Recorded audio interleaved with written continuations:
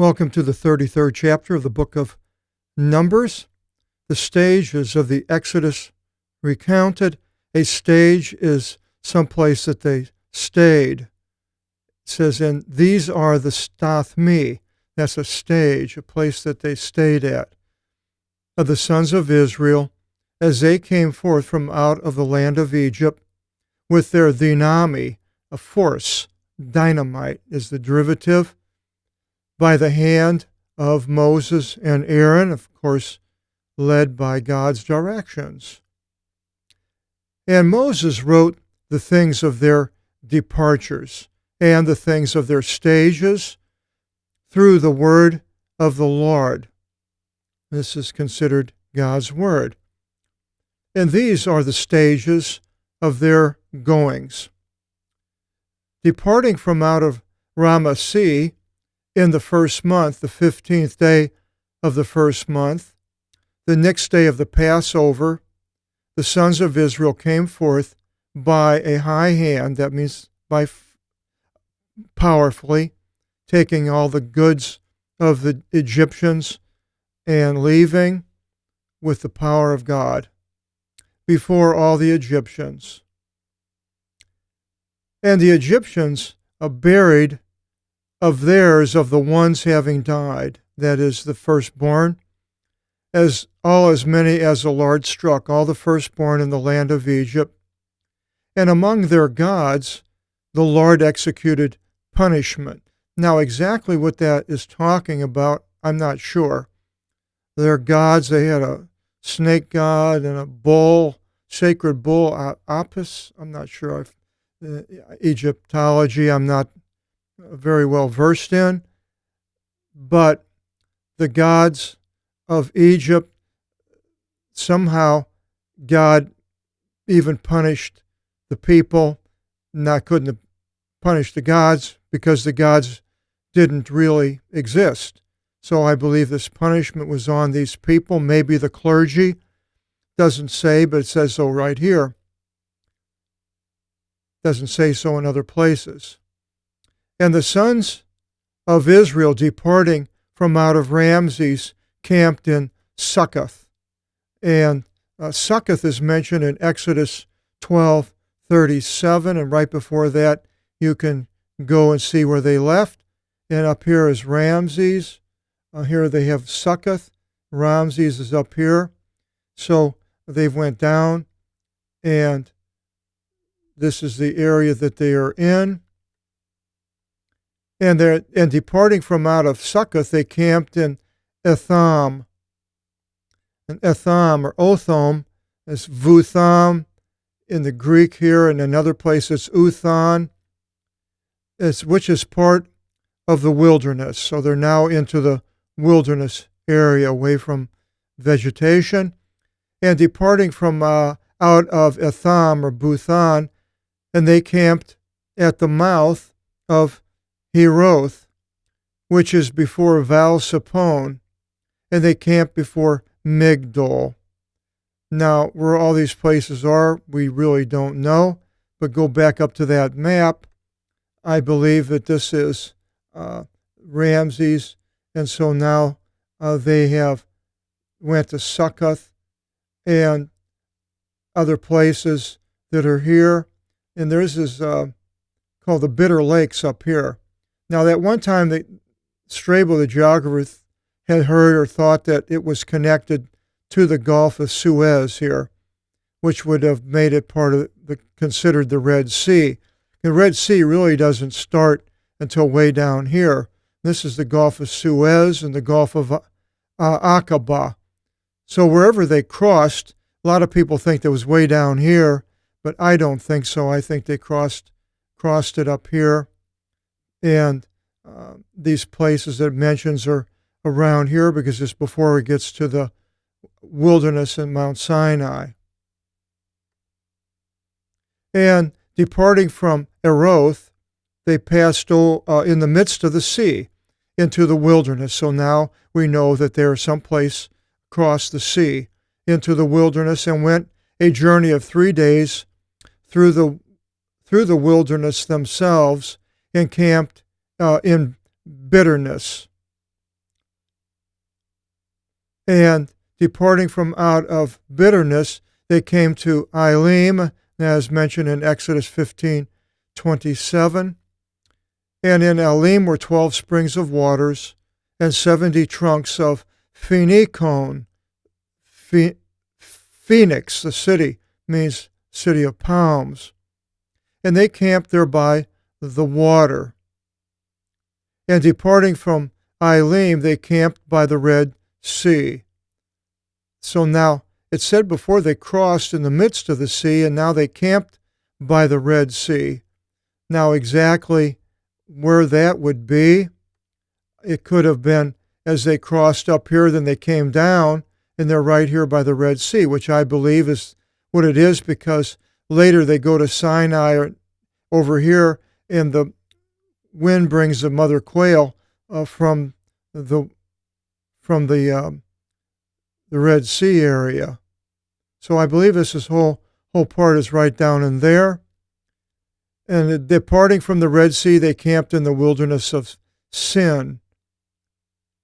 And departing from out of the wilderness of Sin, Zin, and departing, they camped in departing from out of the wilderness of Sin, and they camped in Raphakah, or Dophkah, King James, and departing from out of Dophkah, they camped in Ilush, and departing from Ilush, and they camped in Raphadim. And Raphadim is where there was no water, and they reviled against God and Moses, and that's in Exodus 17:1. It says there was not water there to the people to drink. And departing from Raphadim, they camped in the wilderness of Sinai, and that is where I believe where Mount Sinai is, and that would be what I believe is over in this area over here, that's called Jebel Ben Bishar, Jebel Sin Bishar, and it's in the Sin. It's the wilderness of Sin, which is mentioned there. So they went across. I don't believe that they did all of this here at all. Other people don't think that either. And now they're over here somewhere by the mountain. And then departing the mountain is next. And departing from out of the wilderness of Sinai, and they camped at Tombs of Desires, which in King James is called Kibroth Hatavah. It's mentioned in Numbers 11:34, and you can go and read all about what happened to them there. And departing from out of Tombs of Desire, they camped at Hazeroth, and that's in Numbers 11:35, and it's where Aaron and Miriam come against Moses because he married an Ethiopian wife. And departing from out of Hazeroth, and they camped in Rithmah. It's the only mention of this place. And departing from out of Rathamah, they camped at Ramon Pharez. And now these places all, we don't know where they're at. Someplace in that wilderness area, and departing from out of Ramon Pharez, and they camped in Lebonah. And departing from out of Lebonah, they camped in Resah. And departing from out of Resah, and they camped in Makalath. And departing from Makalath, and they camped in Arsafar. And I'm giving the Greek pronunciation. And departing from out of Asafar, and they camped in Haradai. And departing from out of Haradai, and they camped in Makiloth. And departing from out of Makiloth, and they camped in Kathath. And departing from out of Kataath, and they camped in Tharath. And departing from out of Tharath, and they camped in Mathakah. And departing from out of Mathakah, and they camped in Asamonah. And departing from out of Asamonah, and they camped in Masuruth. And departing from out of Masuruth, and they camped in Vanachan. And departing from out of Vanachan, and they camped in the mountain of Hagidgad. So that all this is they're all going across this area here, all these places, and now they're heading down towards, because we'll mention Ezra and Geber down here. So they are coming across and going down.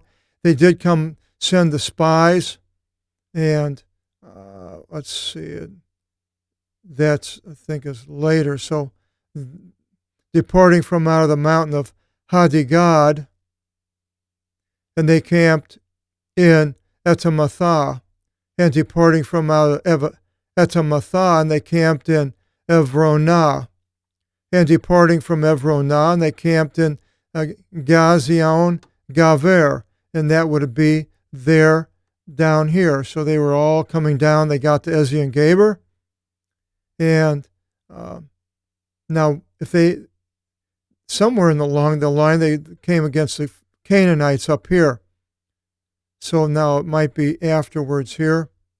Let's continue. And departing from out of Ezra Geber, and they camped in the wilderness of Zin, heading north, and departing from out of the wilderness of Sin, it is Kadesh. And so this Kadesh is one of the longest times that they spent. But at this time, this is where Miriam died. Now, it doesn't say that Kadesh Barnea. There's another Kadesh Barnea, which is more westward. But this Kadesh is there, and they spent maybe close to the 40 years, or 35 years or so, in that area right south of Edom. And because they went up and looked and sent spies into Canaan, but they didn't go in, and they came back out. And so God said, you're going to dwell in the wilderness, wander in the wilderness. So they did, and I believe that was at this time here. And departing from out of Kadesh, and they camped in Hor, the mountain, neighboring the land of Edom. So now, in that Kadesh is in Numbers 13:4. Now Edom, they're getting close to going into Canaan. So Edom is right here, and Mount Hor, as they have it here on this map right here. Not sure if anybody really knows where it is. So now they're heading back up, and now that this is the last year of the trek, and they're in the 40th year now in this part of the stages. And Aaron the priest ascended into the mountain by order of the Lord, and died there in the 40th year of the exodus of the sons of Israel from out of the land of Egypt, as I said, and the 5th month, day 1 of the month. And Aaron was 23 and 100 years old when he died in Or in the mountain. And the Canaanite king Arad heard, and this one dwelt in the land of Canaan, when the sons of Israel entered. And departing from Hor the mountain, and they camped in Zalmonah.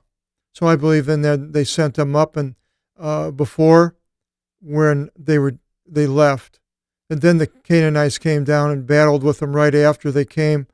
They wanted to go in to Canaan without the Lord telling them, because the Lord said, you're not going to go in. Then they tried to get in, but they were defeated by the Canaanites, and then they spent the 40 years. And departing from out of Salmonah, and they camped in Phino, and departing from out of Phino, and they camped in Oboth. Now these are all up above in Edom. And departing from Oboth, and they camped in Gai, on the other side upon the boundaries of Moab. So now we're up into Moab here. They have went up into it. Oboth is someplace up here. And departing from the mountains of Avarim, and they camped upon the descent of Moab at the Jordan by Jericho. So that is, now they're all the way up. Jericho is right up here.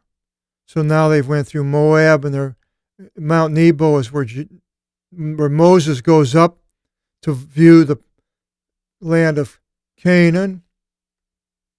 And they camp by the Jordan between Asimoth unto Aval Satim by the descent of Moab. And the Lord spoke to Moab upon the descent of Moab by the Jordan near Jericho, saying, Speak to the sons of Israel, imperative, and you shall say to them, Will you pass over the Jordan into the land of Canaan? Imperative, do that. And you shall destroy all the ones dwelling in the land before your face, and you shall lift away their sacred heights. You can add that to your English derivatives book, scopias, a scope, someplace where you would look out on. And all their molten idols. So there are idolaters in there to destroy all these people. You shall destroy them, and all their sacred monuments you shall lift away. And you shall destroy the ones dwelling in the land, and you shall dwell in it. For to you I have given their land by lot, and you shall inherit the land by lot according to your philos, phylum is a derivative of your tribes. To the many you shall multiply their possession, give them many, much, and to the lesser you shall give less for their possession. To whatever part his name should come forth by lot, and that is within the people, within the tribes, there his possession will be, according to the tribes of your paternal patrimony, you shall inherit it, the 12 tribes. And if you should not destroy the ones dwelling upon the land from your face, then it shall be, whomever you should leave behind of them shall be barbs in your eyes, and arrows in your sides, and shall be an enemy to you upon the land upon which you dwell. And it will be insofar as I had determined to do to them, I shall do to you. Wow. So he's there to destroy them. If they leave them, they're going to be barbs in their eyes and arrows in their sides.